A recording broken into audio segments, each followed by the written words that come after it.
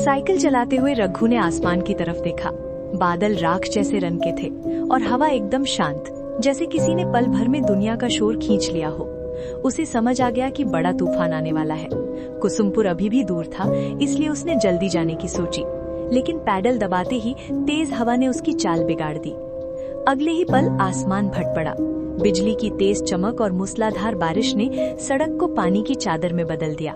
रघु ने घने पेड़ के नीचे रुककर खुद को और पैसे से भरा बोरा बचाने की कोशिश की, लेकिन ठंडी हवा और बेधड़क बारिश ने उसे भिगा कर रख दिया। उसने आसमान की ओर देखा और मन में कहा, भगवान इस मुसीबत से निकाल दो। कुछ ही देर में बारिश थम गई, लेकिन सड़क की हालत खराब थी। मजबूरी में उसे साइकिल घसीटकर आगे बढ़ना पड़ा। थोड़ी दूर जाकर उसे एहसास हुआ कि वो रास्ता भटक चुका है। उसके सामने की सड़क बिल्कुल अनजान थी। तभी पीछे से कोई आवाज आई, रास्ता ढूंढ रहे हैं क्या बाबू? रघु पलटा तो एक दुबली पतली काली परछाई खड़ी थी। कौन? मैं रतन, आपको रास्ता दिखा दूंगा। कुसुमपुर का रास्ता बंद है, पेड़ गिरा है। रघु ने एक पल में उसे ऊपर से नीचे देखा। उसके आने के बाद से हवा में जले हुए रबर जैसी तेज गंध फैल गई थी। रतन के कहने पर वो उसके पीछे चल पड़ा। थोड़ी दूर एक पुराना झुका हुआ नीम का पेड़ आया और उसके पास एक टेढ़ी सी झोपड़ी दिखाई दी। अंदर एक हैरिकेन जल रहा था, लेकिन उस लौ में कुछ अजीब था। तेज हवा के बावजूद वो हिल भी नहीं रही थी। यही मेरी दुकान है बाबू, रतन बोला।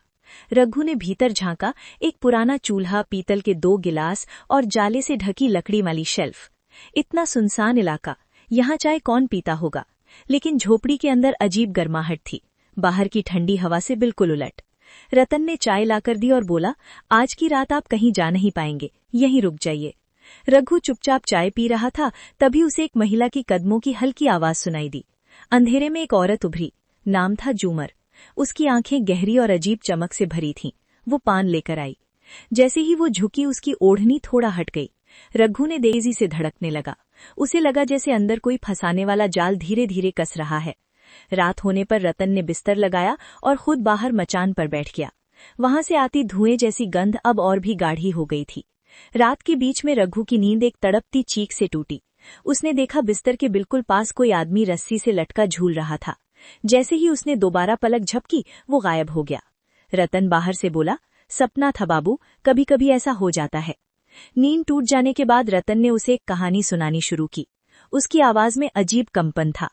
ये दुकान पहले किसी रघुवीर की थी। उसकी पत्नी बहुत सुंदर थी। बाहर वालों की नजरें उस पर थीं। एक दिन तूफान आया और रघुवीर जल्दी लौट गया। उसने देखा कि उसकी पत्नी किसी दूसरे मर्द के साथ थी।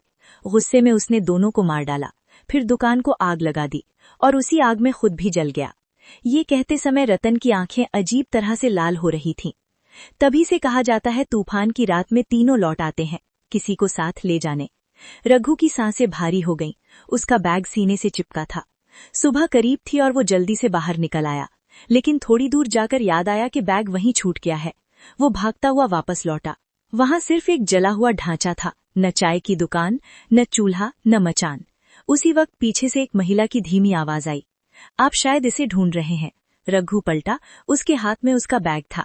जैसे ही हवा चली, उसकी ओढ़नी उड़ गई। चेहरा वही था, खून से भरा, गले से बहे ताजे घाव के निशान। मैं झूमर। रघु चीख भी